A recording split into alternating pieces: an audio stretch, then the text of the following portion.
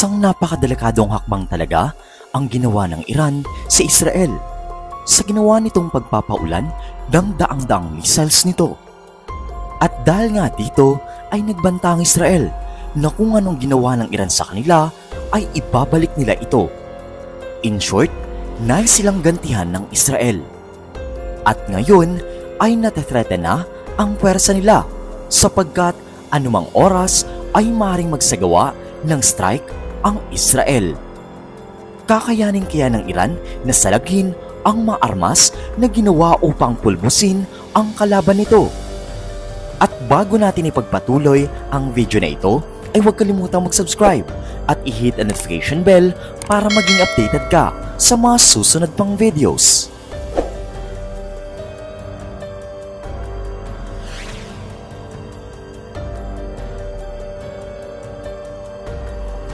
Sadyang hindi naging matagumpay ang pag-atake ng Iran sa Israel dahil out of 100%, 99% ang kanilang na-intercept. In short, halos lahat ng drones, ballistic missiles at cruise missiles ay nabura sa himpapawid pa lang.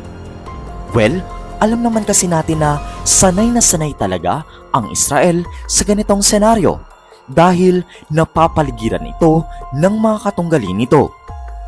Sapagkat nariyan ang David Sling, Arrow 3 at Iron Dome at marami pang iba na mga missile interceptor system. At ang malaking katanungan dito ay pag ang Israel ba ang umatake sa kanila ay may kakayahan ba silang salagin ang mga ito?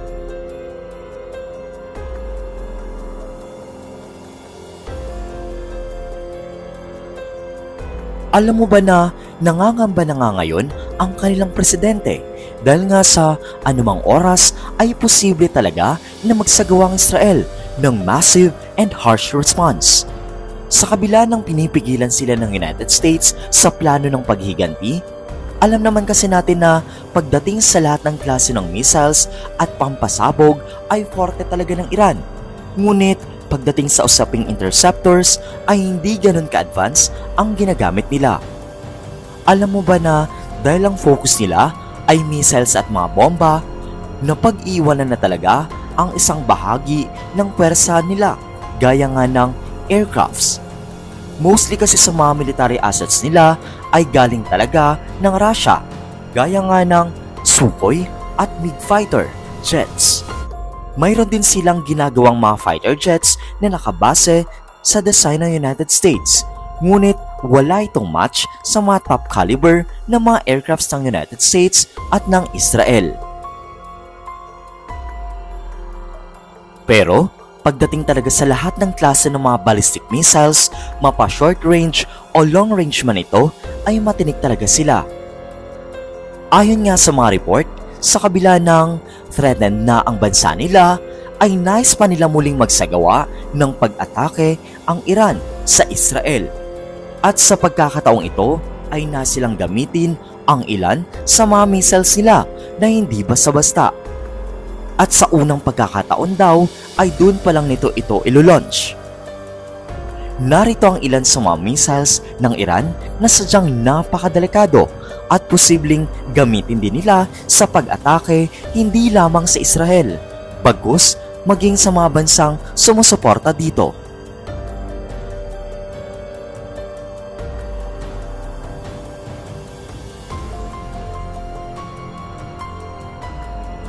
Ang Qiam missile ay isang uri ng ballistic missile na kilala sa precision and accuracy feature nito. Ito ay isang medium-range ballistic missile o MRBM. Ang eksaktong range nito ay maaaring mag-iba-iba depende sa version. Ngunit inaasahan itong umabot sa mga ilang daang kilometro. Katulad ng Sejil missile, ang Qiam ay kilala rin sa paggamit ng solid fuel propulsion system.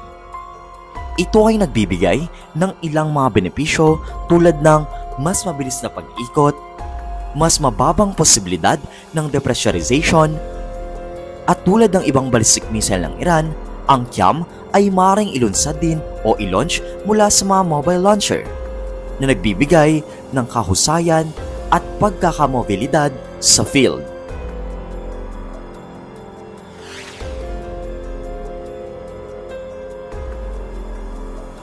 Ang Sejil missile naman ay isang uri ng medium-range ballistic missile.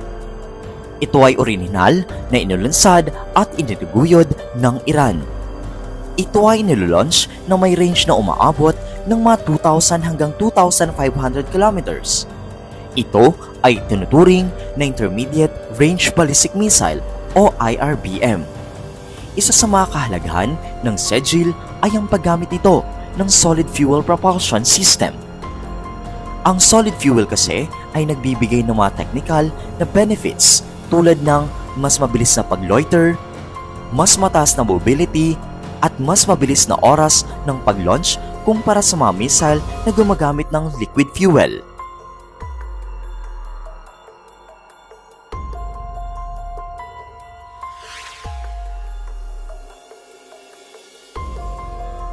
Ang Ghadar missile ay naging bahagi ng mga usapin sa seguridad at politika, lalong-lalo na sa konteksto ng regional tension sa gitnang silangan.